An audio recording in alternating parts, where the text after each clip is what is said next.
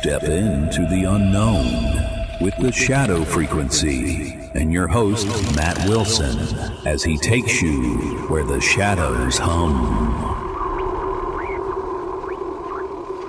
All right, listeners, it's time to dive into the unknown with the shadow frequency. I'm Juniper, your guide to the strange, and let me tell you, tonight's case is a wild one. All right, hang on. Where's that file? I swear, this old cabinet's got a mind of its own. Papers on poltergeist, notes on Bigfoot size. Here it is. The Harry Joe Turner incident, August 28, 1979. Dust practically glowing off this one. This is the kind of story that makes you question what's out there and what's inside your own head. A trucker, a lonely road, and a night that changed everything. Let's just say the shadows were watching Harry Joe Turner that night. Matt, you ready to take us into this cosmic rabbit hole? Oh, Juniper, you know I live for this stuff. Mm-hmm. This file is practically vibrating with weirdness. Yeah. I'm ready to unpack it. Let's see what kind of shadows we're chasing tonight. Vibrating, huh? Well, don't get lost in the void, Matt. Take it away.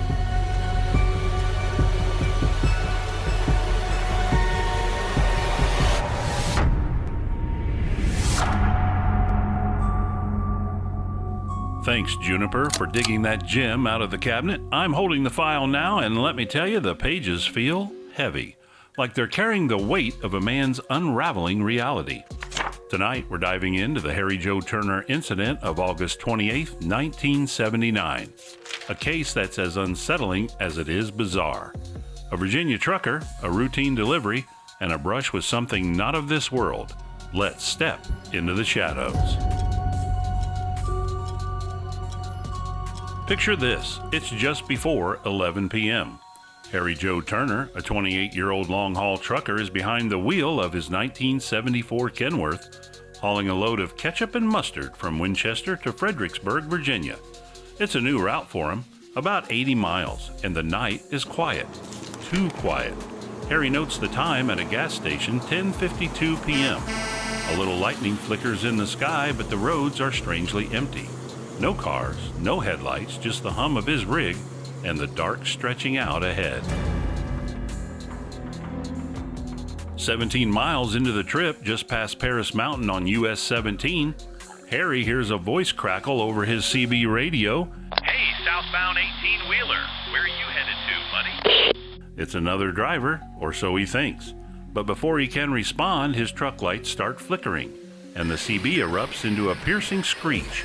He switches it off, but a grating hum fills the cab. Then, in his rearview mirror, a blinding white light appears. Not headlights, not lightning, but something thick, almost solid. It engulfs his truck, and Harry feels it lift, like the entire 80,000-pound rig is floating, vacuumed upward by some unseen force. What happens next is where things get truly otherworldly. Harry says a creature, human-like but not human, opens his driver's side door. Another is on the roof. Their grip is like steel, searing pain into his shoulder. In a panic, he grabs his .32 caliber pistol, presses it against something solid, and fires. 8 hollow point rounds. But the gun passes through the thing like it's made of mist. "I can't kill it," he screams, before blacking out. Harry's next memory is waking up in the passenger seat of his truck, parked at the Fredericksburg warehouse. His watch reads 11:17 p.m., but the warehouse clock says 3 a.m. 3 hours gone. The driver's seatbelt is buckled, as if someone or something had been sitting there. His mileage indicators show 17 miles traveled, yet 114 gallons of fuel are gone, enough for 3 round trips. Empty shell casings litter the cab, proof he fired his gun, but there's no damage, no blood, nothing. As Harry tries to piece it together, fragments of memory flood back. He claims he was taken aboard a craft, transported 6.8 light years away to a devastated city-like place, 2.3 light years past Alpha Centauri, a star system he swears he'd never heard of before. The beings, dressed in surgical garb with numbers on their foreheads, spoke a language he called Alpho Lazulu, like a tape played backward. They showed him a ruined world, warning that Earth was headed for the same fate. They even stopped at the moon, where Harry saw Neil Armstrong's footprints. This wasn't a one-off encounter. Harry claimed the beings kept visiting, invisible but tangible. He said he knocked 5 of them down once. Animals acted strangely around him, and he started getting cryptic messages in his head. His life spiraled, crying spells, suicidal thoughts, and a high-speed police chase on September 3rd where he hit 110 miles an hour, claiming an alien was in his car urging him on.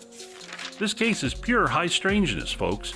Missing time, a teleporting truck, and beings with a cosmic warning. Was Harry Joe Turner pulled into another dimension, or something even stranger? Juniper, this one's got my skin crawling. What do you make of Harry's story so far? Matt, I'm half expecting an alien to pop out of that file cabinet. Right. This is next level creepy. Those beings, that ruined city, it's like Harry drove straight into a nightmare. Right. Let's take a quick break, then dive deeper. Juniper, over to you. Phew, listeners, how's your heart rate after that? Harry Joe Turner's story is the kind of thing that makes you double-check your locks and stare a little too long at the night sky. Were those beings real, or was Harry caught in some cosmic fever dream? Stick around, because Matt's got more to unpack in the second half, including a twist that might make you question everything. Now let's hear from Chris Beach to tell you where to find the Shadow Frequency. Sure, Juniper. Quick reminder, folks. Make sure to like and subscribe if you haven't already. Follow the Shadow Frequency on YouTube, TikTok, Facebook, and any podcast app you use. Our home base is shadowfrequencypodcast.com. You can stream every episode there, read our new Shadow blog posts, grab some paranormal merch, and even drop us a voicemail. Let us know where you're listening from, and we just might play it on an upcoming show. And if you're enjoying what we do and want to help out, consider buying us a coffee. We truly appreciate the support. Back over to Juniper. Thanks, Chris. Now it's time for the Mailbag, where we dive into your thoughts from the void.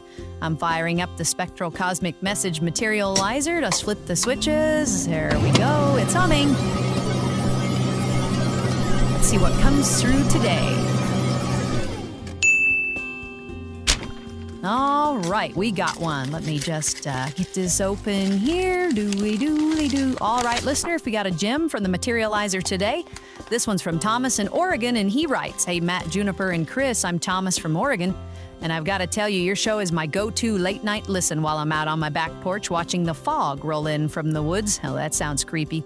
There's something about the way you tell these stories that makes me glance over my shoulder every few minutes. Last episode left me frozen in my chair long after it ended. Out here, the nights get so quiet you can hear the trees creak, and after hearing your show, every sound felt wrong. Keep up the great work and keep those shadows coming, Thomas in Oregon. Oh, Thomas, I'm picturing you out there, fog creeping in, hearing those creaky trees and wondering if it's just the wind or something else. That's the Shadow Frequency effect. Keep those porch vigils spooky, my friend, and thanks for the love. Listeners, want to share your own eerie thoughts? Drop us a line at shadowpodcast@protonmail.com. All right, Matt, take us back into Harry's cosmic nightmare for the second half.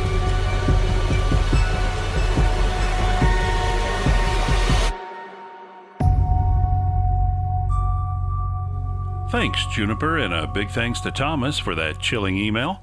All right, let's slip back into the shadows of Harry Joe Turner's story. We left off with Harry waking up in his truck, hours missing, fuel gone, and memories of a distant, ruined world. But there's more to this tale, and it only gets stranger and darker. After that night, Harry's life wasn't the same. He told reporter Bill McElway he was haunted by the experience, chain smoking and popping pills to calm his nerves. He described the beings as humanoid, wearing white capes and surgical clothes, with numbers on their foreheads like some kind of cosmic branding. They spoke slowly to him, warning of Earth's impending doom. But it wasn't just the abduction that shook him. Harry claimed these beings kept coming back. He'd feel their presence, invisible but heavy, and once said he fought off 5 of them in his home. Then there's the police chase. On September 3rd, just days after the incident, Harry led 10 officers on a high-speed pursuit, hitting 110 miles an hour. He claimed an alien was in the car with him, spurring him on. The officer who finally stopped him said he couldn't keep up. Harry faced charges of reckless driving and evading police, and his defense? You guessed it, aliens. But here's where the story takes a turn. Some investigators, like those from MUFON who looked into the case, noted Harry's mental state. He was traumatized, yes, but he also reported suicidal thoughts, ringing in his ears, and a sense of detachment from reality. His friends tried to support him, but he was unraveling. This brings us to a skeptical angle. Could Harry's experience have been a psychological break rather than an alien encounter? The stress of long-haul trucking, isolation, and maybe even undiagnosed mental health issues could have triggered a vivid hallucination. The missing time, the fuel discrepancy, even the shell casings, could these be pieces of a fractured mind trying to make sense of a breakdown? Yet the physical evidence is hard to dismiss. The mileage indicators showed only 17 miles traveled despite the 80-mile journey. The fuel tank was nearly empty, suggesting the truck had been running far longer than it should have. And those shell casings? They were real, scattered across the cab with no bullet holes or damage to explain them. There's another layer to consider. Harry's story aligns with other high strangeness cases from the late 70s, like the Pascagoula abduction, where witnesses also described humanoid beings and missing time. Was Harry caught in a wave of cosmic contact, or was he projecting his fears onto a lonely road? What makes this case so haunting is the aftermath. Harry told MUFON investigator Fred Whiting he felt like he'd been to another world, but he couldn't shake the sense that he'd never know the full truth. 20 years from now, he said, I'll still probably never know what happened that night. His story is a snapshot of a man wrestling with the unknowable, forever changed by a night on a deserted highway. Whether you believe Harry met aliens or battled his own mind, one thing's clear, the shadows he encountered left scars. What do you think, listeners? Were those beings from Alpha Centauri, or was Harry lost in a different kind of void? Juniper, this case is like staring into a black hole. What's your take on Harry's descent? Matt, it's like he drove into a cosmic horror novel. I'm torn. Those shell casings and missing fuel scream something happened, but the mind can play cruel tricks. Right. Either way, poor Harry was never the same. Exactly right, Juniper. Wrap us up and send us back to the shadows. Well, listeners, we've just taken a wild ride through the Harry Joe Turner incident, a night where a trucker's world turned upside down on a lonely Virginia road. From vanishing hours to cryptic warnings from beyond, this case leaves us questioning what lurks in the shadows of our reality. Were the aliens, or was Harry's mind the real battlefield? Thanks for joining us on the Shadow Frequency for episode 180. Keep your eyes on the stars and your ears tuned to the unknown, and don't forget, we are now on Rumble, so you can catch the last several episodes on Rumble. Matt, any last words before we fade into the void? Just one. Keep watching the skies. You got it. Until next time, stay spooky, listeners. Good night. This episode was produced with a commitment to exploring the unexplained while grounding our discussion in documented discoveries. All interpretations are speculative and intended for entertainment purposes.